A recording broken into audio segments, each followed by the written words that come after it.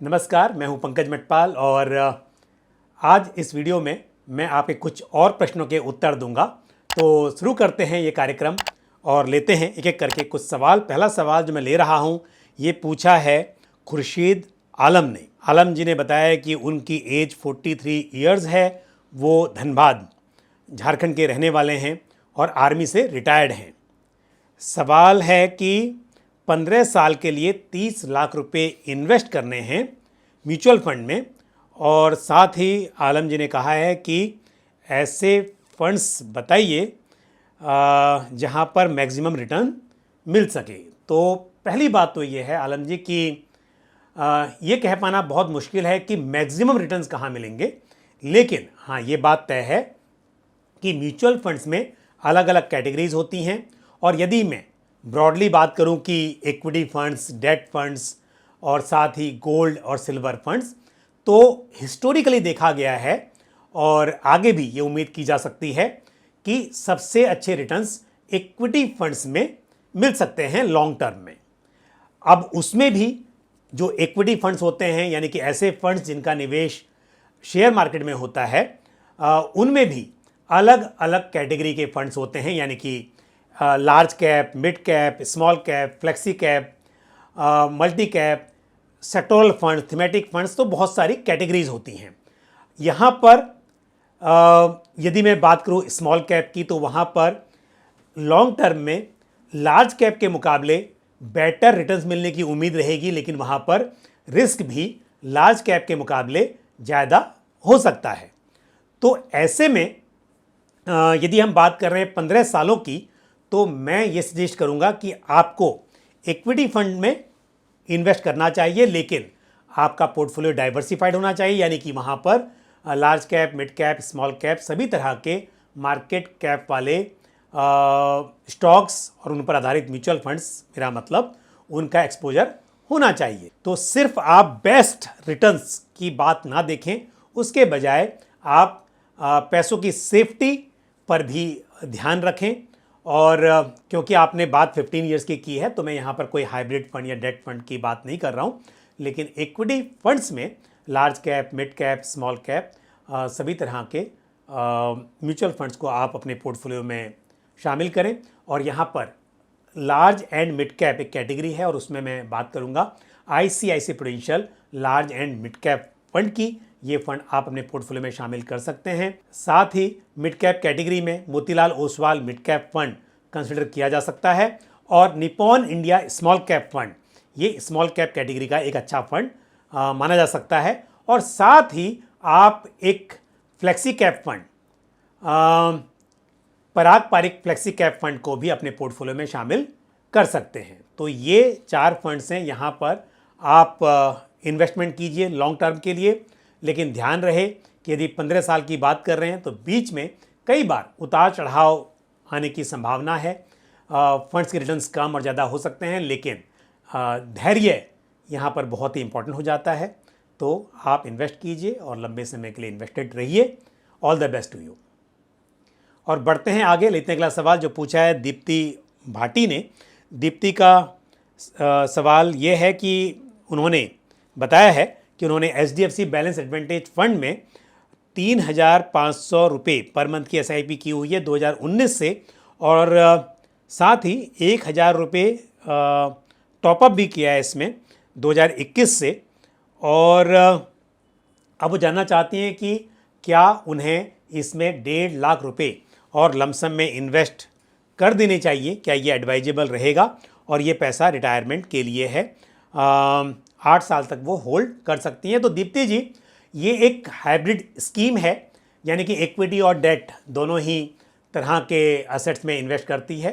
और balance advantage fund जो एक कैटेगरी है, यहाँ पर असेट्स डायनेमिकली मैनेज होते हैं, यानी कि इक्विटी और डेट में कितना एलोकेशन करना है ये फंड मैनेजर्स तय करते हैं।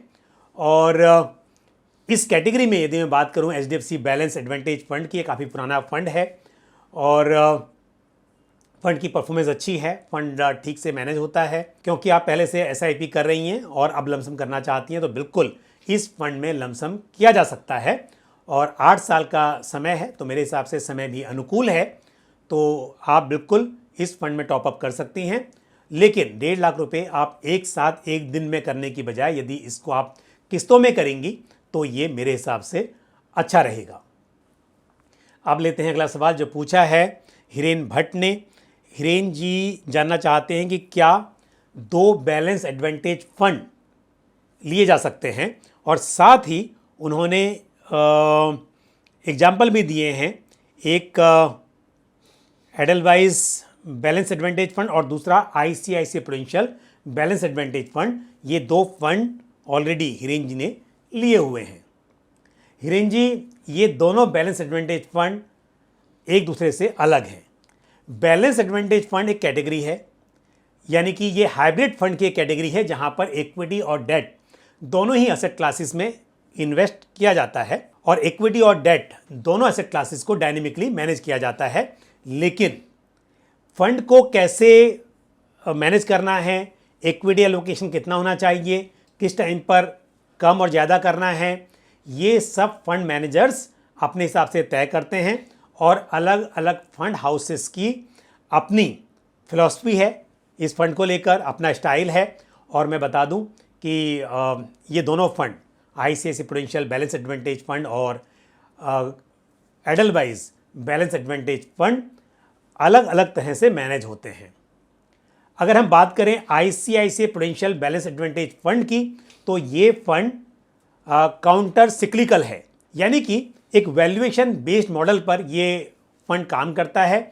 यदि इक्विटी वैल्यूएशन एक्सपेंसिव हैं तो फिर यहाँ पर इक्विटी एलोकेशन कम कर दिया जाता है, भले ही ये दिखाई दे रहा हो कि मार्केट में पोटेंशियल है और यहाँ पर इक्विटी मार्केट अच्छा परफॉर्म कर सकते हैं, लेकिन क्योंकि वैल्यूएशन एक्सपेंसिव हो गए हैं, रिस्क बढ़ गया है, मार्जिन ऑफ सेफ्टी यदि कम दिखाई दे रही है, तो ऐसे में ICICI prudential balance advantage fund में इक्विटी एलोकेशन कम हो जाएगा। यानी कि आप कह सकते हैं कि यहाँ पर ग्रोथ के साथ साथ सेफ्टी पर बहुत ध्यान दिया जाता है।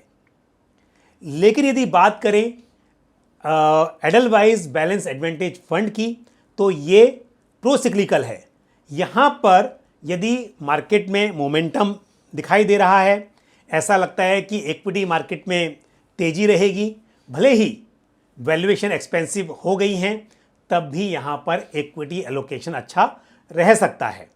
तो यदि हम तेजी के मार्केट में देखें तो एडलवाइज बैलेंस एडवांटेज फंड अच्छा परफॉर्म कर सकता है, लेकिन यदि हम डाउन साइड प्रोटेक्शन की बात करें तो मेरे हिसाब से यहाँ पर एडलवाइज बैलेंस एडवांटेज फंड थोड़ा रिस्की साबित हो सकता है। तो यदि आपने दोनों ही फंड्स में इन्वेस्ट किया हुआ है तो आप बिल्कुल दोनों में इन्वेस्टेड रह सकते हैं, और इस तरह से आपके पोर्टफोलियो में एक बैलेंस बन जाता है कि एक काउंटर सिक्लिकल और दूसरा pro cyclical balance advantage fund आपके पोर्टफोलियो में शामिल हैं।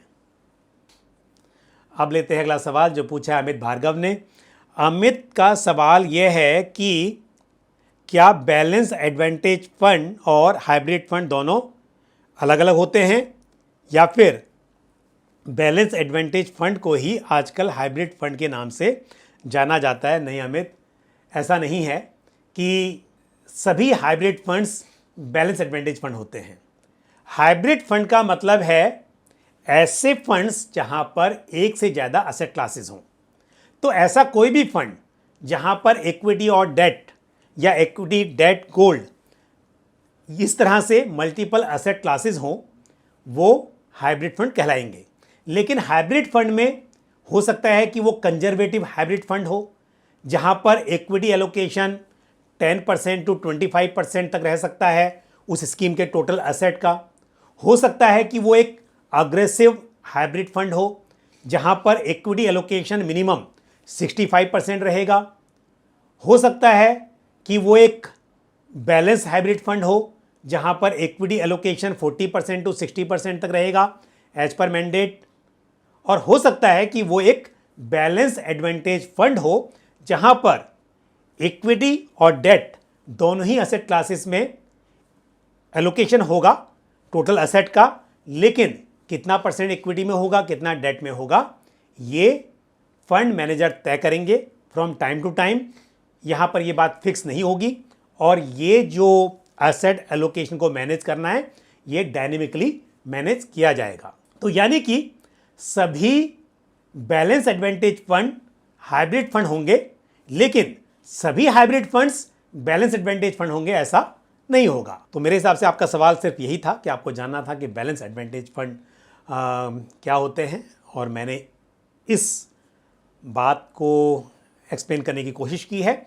लेकिन एक बात और यहाँ पर ऐड कर दूँ कि सभी बैलेंस एडवांटेज फंड भी एक जैसे या एक तरह से मैनेज नहीं होते हैं। मैंने इससे पहले एक सवाल के जवाब में इस बात को भी क्लियर करने की कोशिश की है कि किस तरह से ICICI prudential balance advantage fund और एडलवाइज बैलेंस एडवांटेज फंड अलग अलग तरह से मैनेज किए जाते हैं। और अब लेते हैं आज का आखिरी सवाल जो पूछा है सौरभ वाजपेयी ने। सौरभ का सवाल यह है कि कंजर्वेटिव हाइब्रिड फंड और बैलेंस एडवांटेज फंड में से ज़्यादा सेफ कौन सा है, और दूसरा क्वेश्चन यह है कि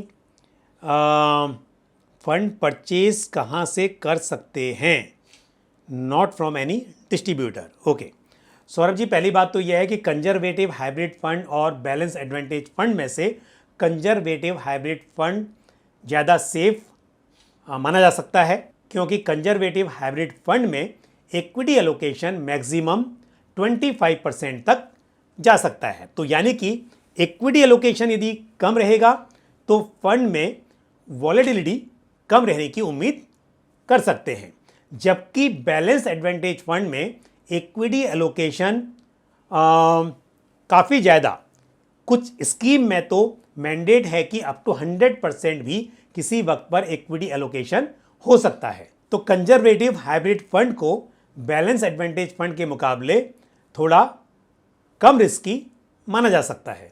तो आपने सवाल पूछा है कि यदि आपको म्यूचुअल फंड डिस्ट्रीब्यूटर के थ्रू इन्वेस्टमेंट नहीं करना है, डायरेक्टली करना है, तो कैसे कर सकते हैं। सिंपल है कि आप जिस स्कीम में इन्वेस्ट करना चाहते हैं उस फंड हाउस की वेबसाइट पर जाकर ऑनलाइन बाई कर सकते हैं, या फिर आप उनकी किसी ब्रांच में जाकर डायरेक्टली इन्वेस्ट कर सकते हैं। उसके अलावा बहुत सारे ऐप पर भी आपको सुविधा मिलती है, लेकिन ज़्यादा कन्फ्यूजन ना हो इसके लिए या तो आप डायरेक्टली उन कंपनीज़ की वेबसाइट पर जाकर करें, यानी कि जिस स्कीम में करना है उन एसेट मैनेजमेंट कंपनीज़ की वेबसाइट पर या उनके मोबाइल ऐप से। और साथ ही मैं आपको बता दूं कि म्यूचुअल फंड्स के लिए रजिस्ट्रार होते हैं कैम्स और कार्वी। कुछ फंड्स के लिए कैम्स रजिस्ट्रार है और कुछ फंड्स के लिए कार्वी रजिस्ट्रार अपॉइंट किया गया है। तो आप जिन फंड्स में इन्वेस्ट करना चाहते हैं उनका जो भी रजिस्ट्रार है कैम्स या कार्वी, आप उनकी मोबाइल ऐप या उनकी वेबसाइट पर जाकर भी म्यूचुअल फंड स्कीम्स में डायरेक्टली इन्वेस्ट कर सकते हैं। और जब आप डायरेक्टली इन्वेस्ट कर रहे हो तो आप डायरेक्ट प्लान का चुनाव कर सकते हैं। तो आज के लिए बस इतना ही। आज मैंने कुछ प्रश्नों के उत्तर देने की कोशिश की है और मुझे उम्मीद है कि ये जानकारी आपको पसंद आई होगी। आपका कोई भी सवाल या सुझाव हो तो आप कमेंट बॉक्स में पोस्ट करना ना भूलें। इसी के साथ मुझे दीजिए इजाज़त, अगले वीडियो में फिर आपसे मुलाकात होगी। थैंक यू, जय हिंद। म्यूचुअल फंड निवेश बाजार जोखिमों के अधीन है। योजना से संबंधित सभी दस्तावेजों को ध्यान से पढ़ें।